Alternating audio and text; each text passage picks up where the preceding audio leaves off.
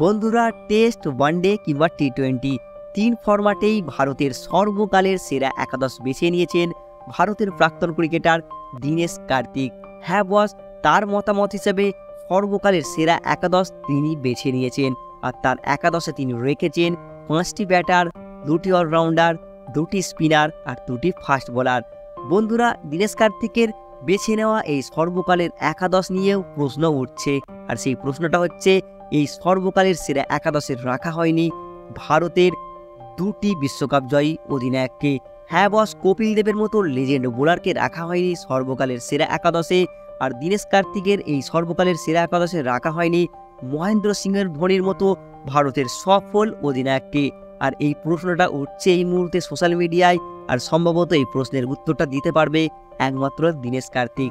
যাই হোক বন্ধুরা, তোমাদের এবার জানিয়ে দিই দীনেশ কার্তিকের মতে এই সর্বকালের ভারতের সেরা একাদশে কারা রয়েছেন।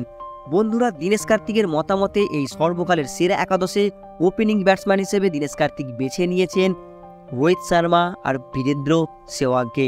হ্যাঁ বস, তোমরা তো জানো বীরেন্দ্র সেহওয়াগ টেস্ট ক্রিকেট হোক কিংবা ওয়ানডে কিংবা টি-20, বীরেন্দ্র সেহওয়াগ কিন্তু প্রথম থেকেই বিধ্বংসী ব্যাটিং করেন, তার সঙ্গে রোহিত শর্মা।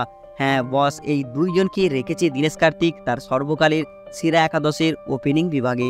3 নম্বর ব্যাটসম্যান হিসাবে দীনেশ কার্তিকের মতে রয়েছেন রাহুল দ্রাবিড়। হ্যাঁ বস, এই রাহুল দ্রাবিড়কে 3 নম্বরে রাখা হয়েছে, আর সম্ভবত রাহুল দ্রাবিড়কে উইকেট কিপার হিসেবেও রাখা হয়েছে।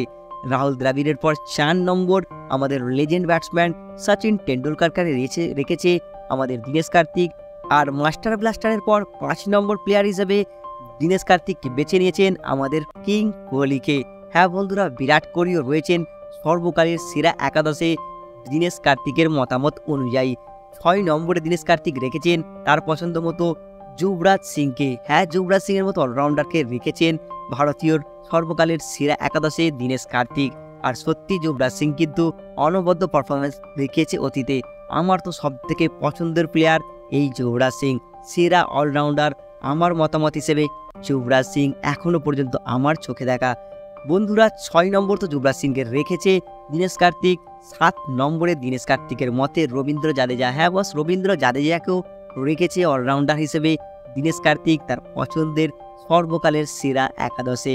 আর 8 নম্বরে স্পিনার হিসেবে রেখেছে রবিচন্দ্রন অশ্বিন।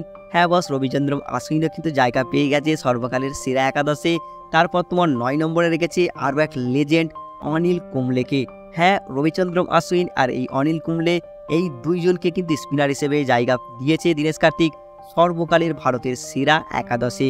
আর তারপর 10 নম্বর বোলার হিসেবে রেখেছে জসপ্রীত বুমরাহকে। হ্যাঁ বন্ধুরা, জসপ্রীত বুমরাহও কিন্তু সুযোগ পেয়ে গেছে দীনেশ কার্তিকের মতামত অনুযায়ী সর্বকালের সেরা ভারতের একাদশে।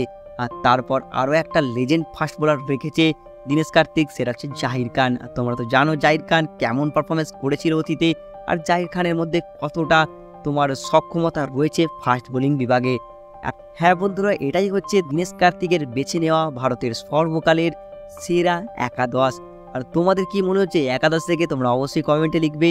আর তোমাদের কাছে প্রশ্ন যে মহেন্দ্র সিং ধোনির কি জায়গা হতো না এই সর্বকালের সেরা একাদশে, সেটা কিন্তু তোমরা অবশ্যই নিচের কমেন্ট বক্সে লিখে জানাবে। আর আজকের ভিডিওটি দেখার জন্য অসংখ্য ধন্যবাদ।